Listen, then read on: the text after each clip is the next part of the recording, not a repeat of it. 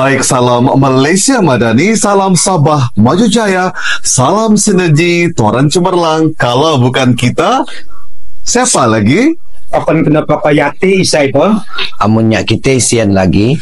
Dan make a difference. Baiklah, pada hari ini sekali lagi kita akan bersiaran di Lensa Podcast PPD Tuaran, dan kali ini kita menampilkan dua orang figura dari pejabat pendidikan daerah Tuaran. Yang pertama di sebelah kiri saya merupakan Dr. Rutil, pengetua daripada SMK Pekan Telipuk dan juga merupakan pengurusi untuk Persatuan Pengetua Daerah Tuaran. Apa kabar hari ini, Dokter? Baik, Dokter. Baik, lihatlah keceriaan Dr. Rutil. Dan di sebelah kanan saya juga merupakan figura yang begitu terkenal sekali di daerah Tuaran ini, yang merupakan pengurusi untuk Persatuan Guru Besar Malaysia Daerah Tuaran dan juga merupakan guru besar di sekolah SK Gayang, Dokter. Ya, apa kabar hari ini, Tuan GB? Alhamdulillah sehat. Syukur. Dan hari ini kita akan membincangkan satu lagi topik berimpak, iaitu berkaitan tentang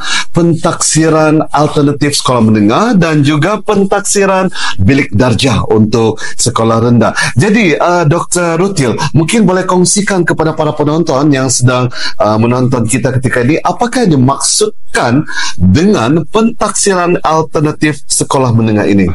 Silakan, Dokter. Terima kasih ya, Dokter, sebagai moderator.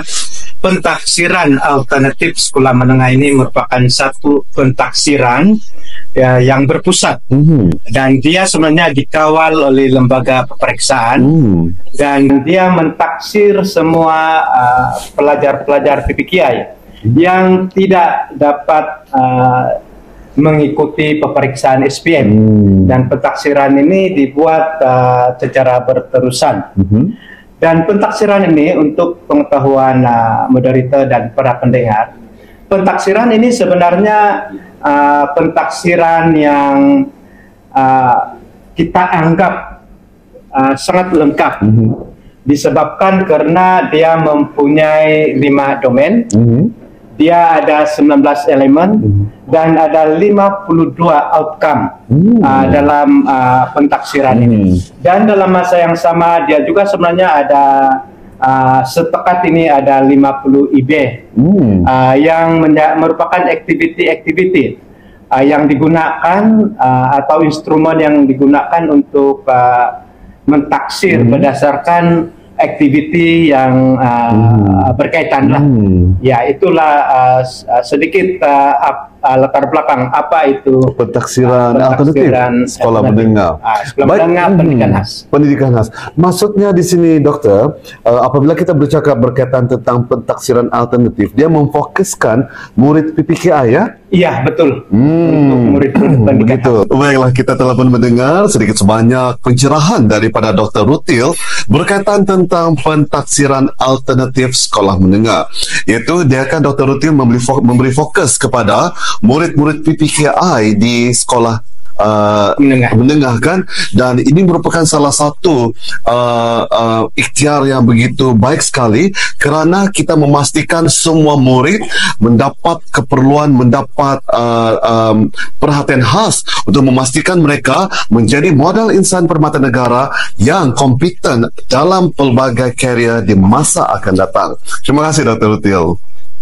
Baiklah, dan bagaimana pula dengan sekolah rendah, ya, Tuan GB, kerana di sekolah menengah dia memfokuskan kepada pentaksiran alternatif sekolah menengah. Bagaimana pula dengan sekolah rendah? Apakah yang dimaksudkan dengan pentaksiran bilik darjah ini? Terima kasih, Dokter. Untuk makluman hadirin hadirat semua, pentaksiran bilik darjah merupakan pentaksiran yang berterusan yang dilaksanakan semasa sesi pengajaran dan pembelajaran di peringkat sekolah. Pentaksiran bilik darjah ini sebenarnya kita laksanakan untuk mendapatkan maklumat bagi melihat tentang pencapaian murid, kemajuan murid, dan perkembangan murid semasa mereka berada di peringkat sekolah rendah. Okay. Untuk makluman juga, Pentaksiran bilik darjah ini telah dilaksanakan pada tahun 2016 lagi. Pentaksiran ini dilaksanakan merangkumi semua mata pelajaran. Semua mata pelajaran yang terkandung dalam kurikulum standar sekolah rendah dan juga kurikulum standar sekolah menengah. Pentaksiran ini sebenarnya banyak juga membantu guru untuk melihat dan juga merupakan medium untuk guru mendapatkan maklumat bagi meningkatkan prestasi dan kemenjadian murid di peringkat sekolah. Jadi maksudnya di sini, tadi saya dah dengar tadi Tuan Guru Besar mengatakan berkaitan tentang mata pelajaran. Mungkin boleh kongsikan kepada para penonton, apakah mata pelajaran yang terlibat dalam pentaksiran bilik darjah ini, Tuan Jiwi? Bila kita melihat mata pelajaran yang terlibat untuk pentaksiran ini, mata pelajaran yang saya maksudkan sebenarnya tadi adalah bahasa Melayu, sains, sejarah, bahasa Inggris, pendidikan seni visual dan mata pelajaran yang lain yang diajar di peringkat sekolah rendah dan sekolah menengah. Jadi maksudnya di sini tadi kita sudah mendengar sebenarnya tadi berkaitan tentang pentaksiran bilik darjah ini dia lebih kepada berorientasikan akademik ya, Tuan Jiwi, dan untuk sekolah menengah pula pentaksiran alternatif ini memberi fokus kepada murid-murid berkeperluan khas ataupun murid-murid PPKI. Dan Tuan Jiwi dan juga Dr. Rutil, dalam tempoh pelaksanaan pentaksiran alternatif sekolah menengah ini, apakah cabaran-cabaran yang mungkin telah timbul dan juga yang mungkin akan memberikan memberikan impak kepada sekolah tempat Dr. Rutil berada sekarang? Okey, terima kasih atas soalan itu, Dr. Stanley. Seperti yang kita tahu, cabaran ini adalah cabaran yang saya rasa dihadapi oleh mana-mana sekolah. Sekolah, betul. Khususnya yang mempunyai murid berkeperluan khas. Antara cabaran yang ada ialah seperti yang kita tahu, murid berkeperluan khas ini mempunyai kebolehan yang pelbagai, betul. Dan juga mereka murid berkeperluan khas, maksudnya mereka tidak sama seperti murid-murid yang ada di Perdana. Jadi oleh demikian penumpuan untuk setiap murid-murid yang berkeperluan khas ini adalah suatu yang perlu dilakukan oleh para pendidik, guru-guru PPKI lah.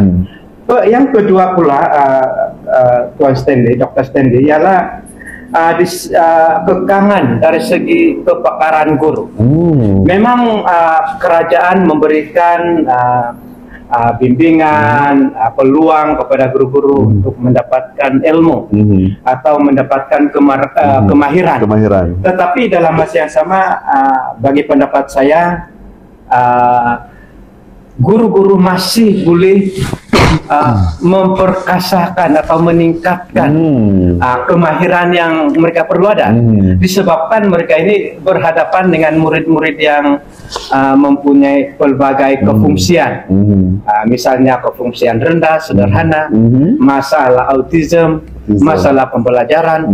Jadi inilah kemahiran-kemahiran pendekatan yang guru-guru perlu ada, betul. Cabaran yang berikutnya ialah yang kita lihat juga adalah cabaran dari segi penglibatan ibu bapa.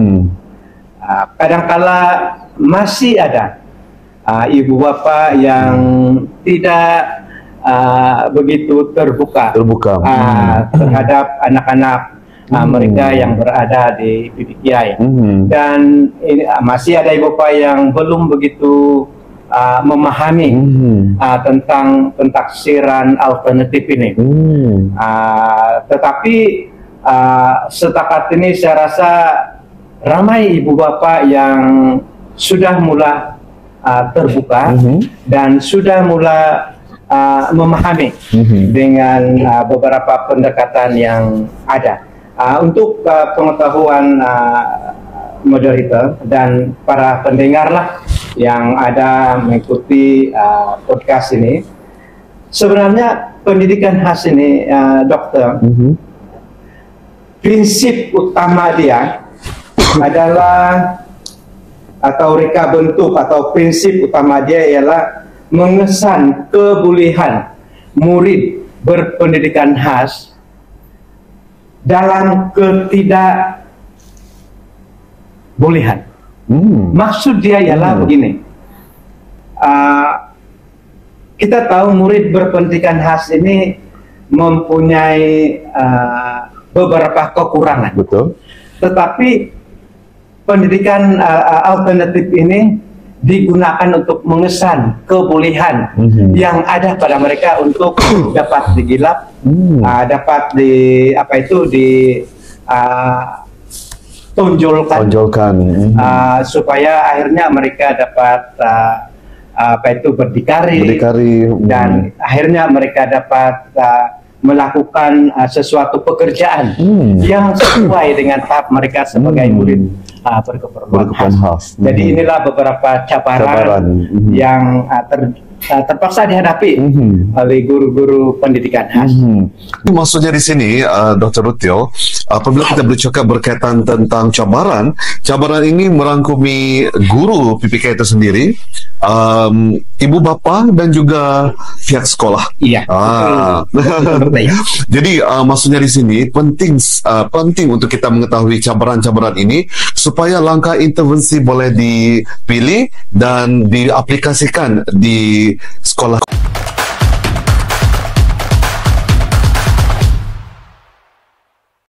Dr. Rutil ya, Betul. Dokter? Sebab apabila seseorang atau kita mengetahui apa cabaran yang dihadapi, maka intervensi boleh dilakukan untuk menyelesaikan masalah ini. Jadi Dr. Rutil, sebelum kita berbalik kepada intervensi daripada Dr. Rutil, mungkin kita boleh bertanya juga kepada Tuan Guru Besar kita, Mr.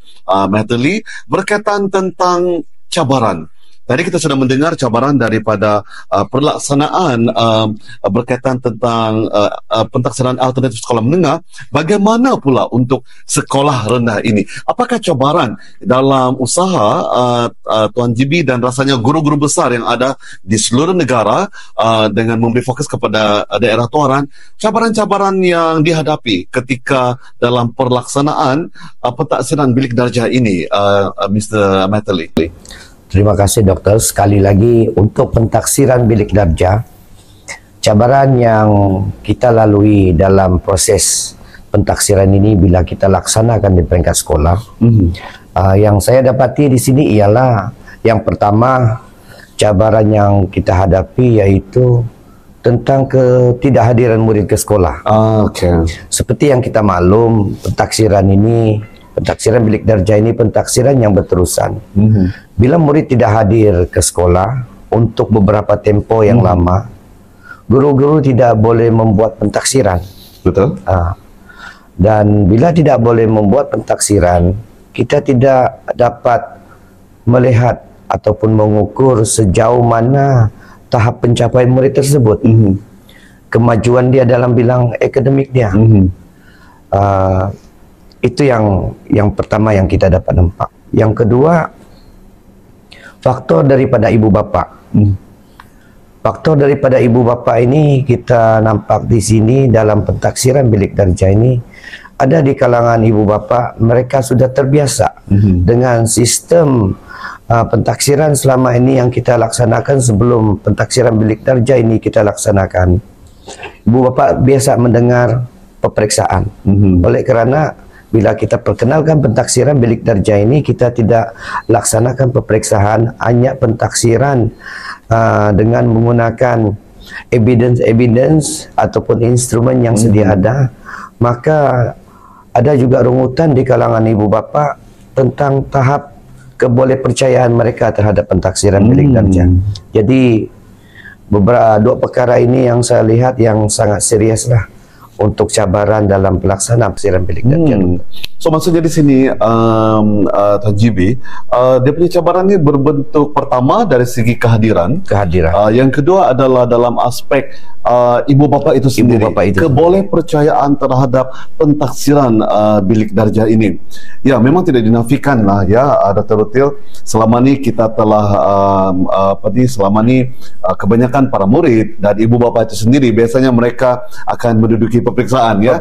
Dan peperiksaan ni adalah dia punya cara dia, siapa yang dapat nombor 1, nombor 2, nombor 3, dan pada masa yang sama berapa grade yang dicapai dan sebagainya. Tapi pentaksiran bilik darjah ni agak berbeza sedikit ya, berbanding tradisional punya peperiksaan, dan ini membuatkan ibu bapa ni dia macam was-was. Kebolehpercayaan tu sangat, kebolehpercayaan tu agak rendah lah kan. Dan bagaimana cara Tuan GB mengatasi cabaran-cabaran yang dinyatakan sebentar tadi berkaitan tentang kehadiran, berkaitan tentang ibu bapa? Kehadiran ini biasanya dia berlaku dalam pelbagai aspek lah. Pertama sekali mungkin disebabkan murid ini mempunyai masalah tertentu di sekolah, di rumah, membuatkan mereka tidak dapat hadir ke sekolah. Dan pada masa yang sama juga ketidakhadiran ini boleh berpunca daripada faktor bekerja ketika belajar, ataupun masalah keluarga, masalah rakan sebaya dan banyak lagi. Jadi sebagai seorang guru besar di sekolah GB, bagaimana caranya untuk mengatasi cabaran-cabaran yang dihadapi oleh sekolah ini? Kalau dari sudut ketidakhadiran murid ke sekolah itu, di peringkat sekolah kita membuat intervensi untuk mengatasi isu kehadiran ini dengan kita akan memanggil pihak keluarga untuk datang ke sekolah, dan kita bertanya apakah masalah yang berlaku kepada anak-anak murid, sebab kita kena sedia maklum bahawa isu ketidakhadiran ini bukan sahaja dari sudut sikap murid itu, tetapi kita kena ambil maklum juga apa masalah keluarga yang berlaku. Sebab kadang-kadang ada kehadiran murid ke sekolah ini berpuncak daripada penceraian, berpuncak daripada pengangkutan, berpuncak daripada kos perbelanjaan yang tidak boleh dapat menampung anak murid-murid ini datang ke sekolah. Dari sudut ibu bapa pula terhadap kebolehpercayaan dalam penetapan TP kepada anak-anak mereka ini, kita sentiasa membuat sesi penataran ataupun pemakluman kepada ibu bapa melalui medium daripada PIBG. Kita akan jelaskan berulang kali supaya mereka memahami dan bertambah yakin terhadap pelaksanaan pentaksiran bilik darjah di peringkat sekolah. Syabas dan tahniah Tuan Guru Besar. Jadi para penonton, kita telah pun mendengar apa yang dikatakan oleh Tuan Guru Besar tadi berkaitan tentang bagaimana mereka mengatasi cabaran-cabaran yang timbul dari pelaksanaan pentaksiran bilik darjah ini. Dan saya percaya apabila berkaitan tentang kehadiran ini, rasanya Guru Besar dan juga pihak sekolah akan menggunakan kepakaran daripada guru bimbingan dan kaunseling di sekolah untuk mereka menjangkau klien utama mereka di sekolah, iaitu murid. Dan syabas dan tahniah Tuan Guru Besar. Dan kita telah pun mendengar tadi Dr. Rutil bagaimana guru besar daripada sekolah rendah ini menangani cabaran-cabaran yang timbul daripada pelaksanaan pentaksiran bilik darjah. Sebentar tadi Dr. Rutil telah pun berkongsi dengan kita bagaimana Dr. Rutil dan kumpulan guru-guru di sekolah menangani isu dan cabaran berkaitan tentang pentaksiran alternatif, yang mana kita harus simpulkan seperti tadi melibatkan ibu bapa, melibatkan guru dan juga sekolah itu sendiri. Dan sekarang, apakah harapan Dr. Rutil berkaitan tentang pentaksiran alternatif sekolah menengah ini? Terima kasih.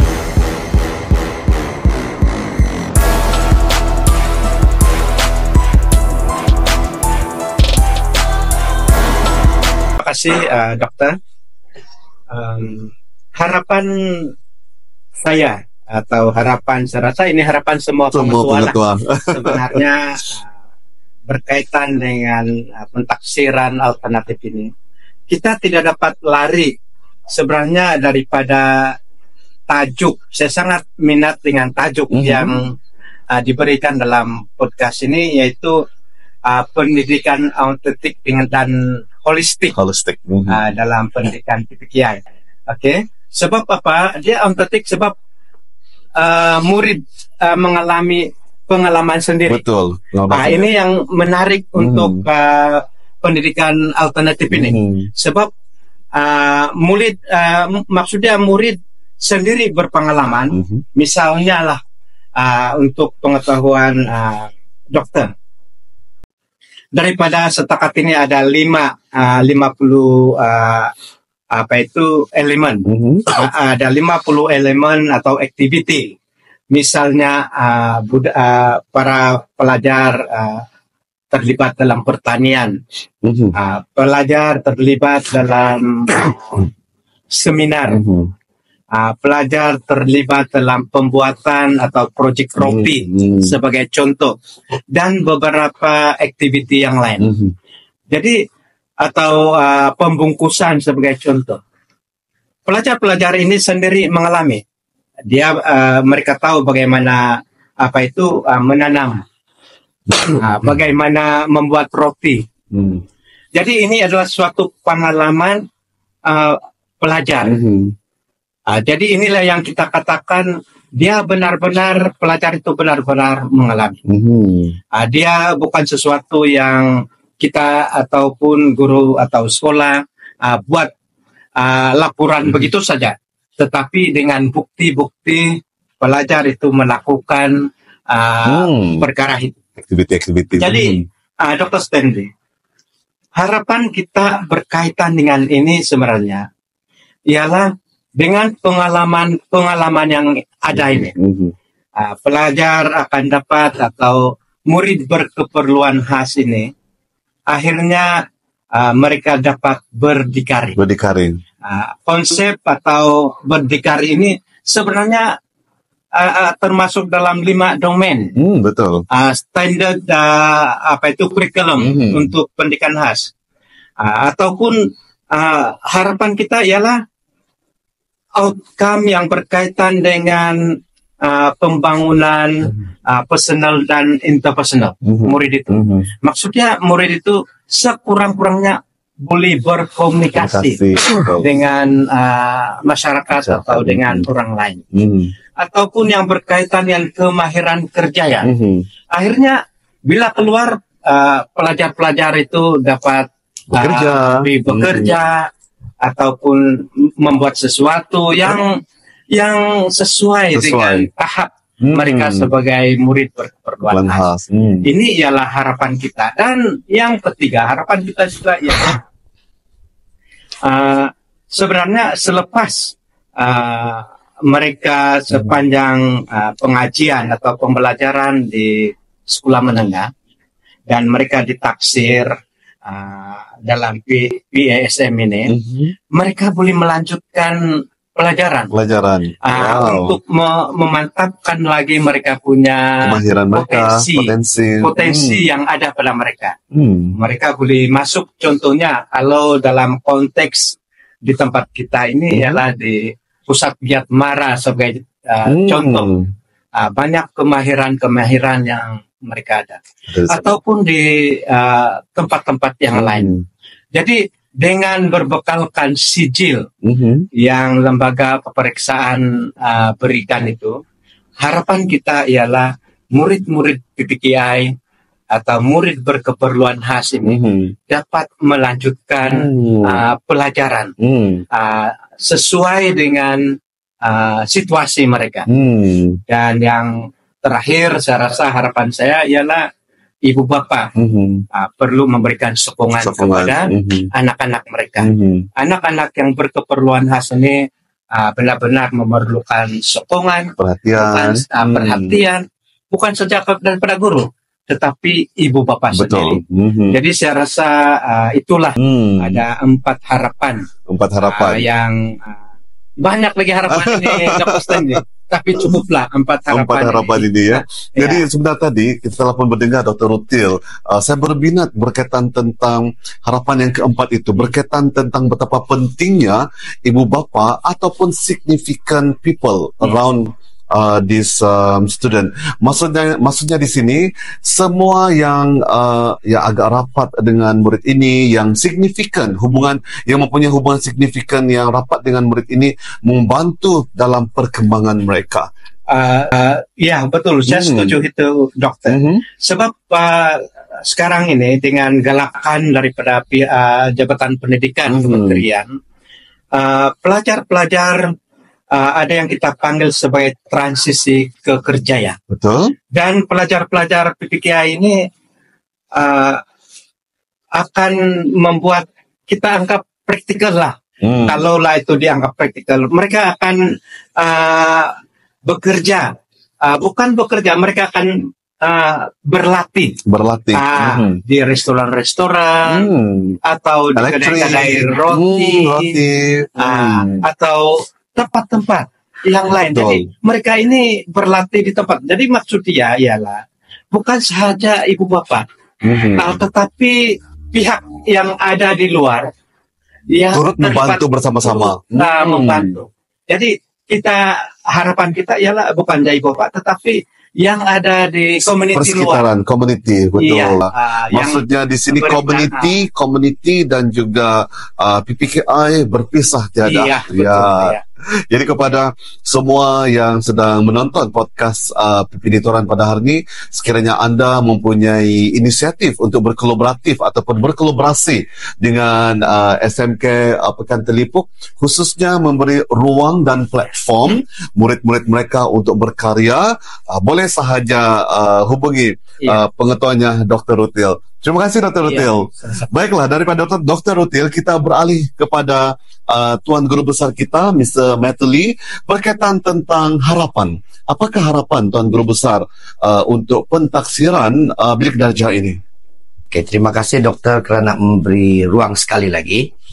Jika saya ditanya oleh dokter tentang harapan, sudah pastinya saya katakan harapan setinggi Gunung Kinabalu.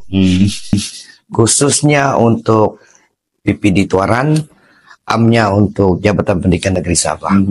Dalam pentaksiran bilik darjah ini, kita mengharapkan satu masa nanti semua guru-guru hendaklah sentiasa mematuhi garis panduan yang telah ditetapkan oleh Kementerian Pendidikan dalam melaksanakan pentaksiran bilik darjah. Kenapa saya tekankan guru-guru perlu mengikuti garis panduan yang telah ditetapkan? Kerana bila kita melihat isu-isu semasa yang berlaku, ada di kalangan pihak luar, dia tahap kebolehpercayaan itu sangat rendah.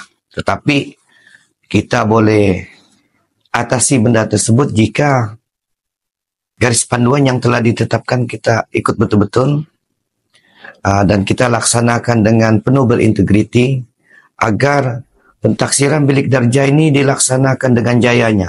Kerana bagi saya sebagai pentadbir di sekolah, saya melihat pentaksiran ini sangat baik, sangat bagus. Sebab aspek yang dinilai ini bukan satu, tetapi banyak.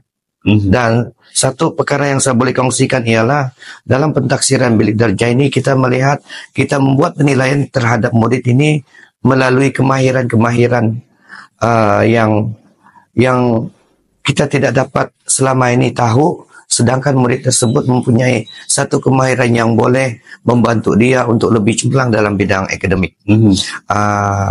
Dalam pentaksiran bilik darjah ini kita memerlukan murid membuat project based learning. Project based learning ini macam reka cipta, dokter. Jadi bila mereka menciptakan sesuatu itu, kita dapat melihat murid ini memang mahir dalam kepakaran membuat sesuatu objek. Tetapi kita try pula mereka untuk menjawab soalan dalam peperiksaan tapi markah di situ mereka rendah. Sedangkan dalam kemahiran ini mereka tinggi. Jadi itu kebaikan dia dalam pentaksiran bilik darjah ini. Saya lihat dia bukan melihat satu kemahiran ataupun satu aspek sahaja, tetapi dia menilai murid dalam aspek yang lain, ya seperti yang saya katakan tadi itu dalam sudut kemahiran. Jadi secara keseluruhannya pentaksiran bilik darjah ini perlu kita teruskan. Walau bagaimanapun, apabila kita teruskan, perlu sedikit penambahbaikan dari aspek guru. Maksudnya dari aspek guru ini yang perlu kita buat penambahbaikan ialah kita perbanyakkan latihan-latihan kemahiran. Dan juga penglibatan pihak ibu bapa. Perlu kita libatkan dalam pentaksiran bilik darjah ini agar dia berjalan seiringan dan mencapai hasrat dalam pembentukan kemenjadian murid. Itulah yang boleh saya sedikit kongsikan. Baik, terima kasih Guru Besar. Jadi, kita telah pun mendengar sebentar tadi betapa pentingnya pelaksanaan PBS ataupun pentaksiran bilik darjah dan juga pentaksiran alternatif sekolah menengah. Kerana apa-apapun pentaksiran ini, ianya akan menjurus kepada kemenjadian model insan permata negara kita di sekolah, iaitu murid kita.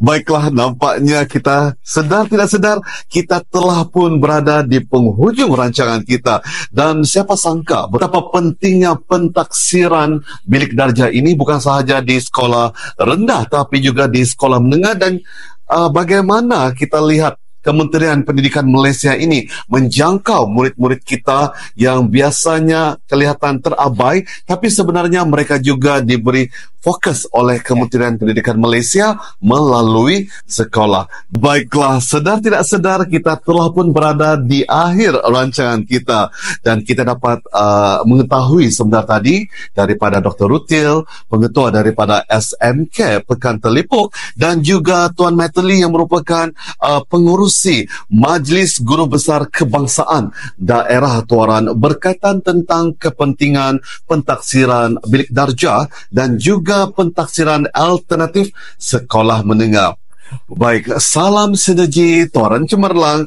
Kalau bukan kita, siapa lagi? Akan kena papayati Saipo.